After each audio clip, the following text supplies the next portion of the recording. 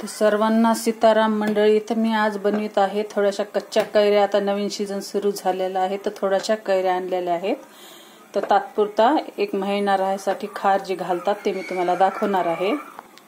इथं घेत आहे मी तेल जे ठेवलेलं आहे गरम करायला. आणि चांगलं गरम झालं तरच खार भरपूर दिवस राहतो, नाहीतर खार खराब होतो. हे बघा, हे 1 किलो घेतलेले आहेत कैऱ्या आणि मी रात्री धुवून स्वच्छ सुकून घेतलेले आहेत. बिलकुल त्याच्यामध्ये असं पाण्याचा एक थेंब पण नाही राहायला पाहिजे. हे आहे कच्चा लसूण, मी जे थोडासा वरून टाकणार आहे. हे मीठ आणि हे खाराचा मसाला आहे आणि थोडासा लसूण वाटून पण टाकणार आहे.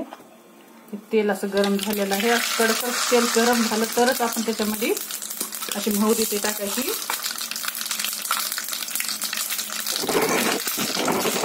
आणि त्या आहे थोड्याशा मेथ्यानं खूप छान टेस्ट येते बघा. आणि चांगल्या तेलामध्ये तळून घ्यायचे मेथ्या पण. आणि गॅस आता बंद करून टाकणार आहे. आधी टाकणार आहे मी ही हळद. आता टाकणार आहे थोडं लाल तिखट. जास्त टाकायचं नाही कारण त्या मसाल्यामध्ये खूप चटणी असते. आणि हे जे मसाला आहे खाराचा, हे आहे लसूण, हे आहे मीठ. आणि ह्याला चांगलं अशा प्रकारे हलवून घ्यायचं.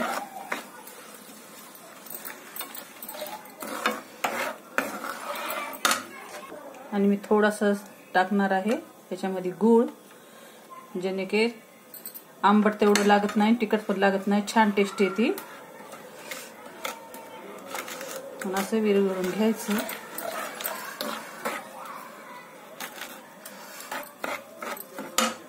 हे आता आपल्या आंब्याच्या फोडी अशा टाकून द्यायच्या.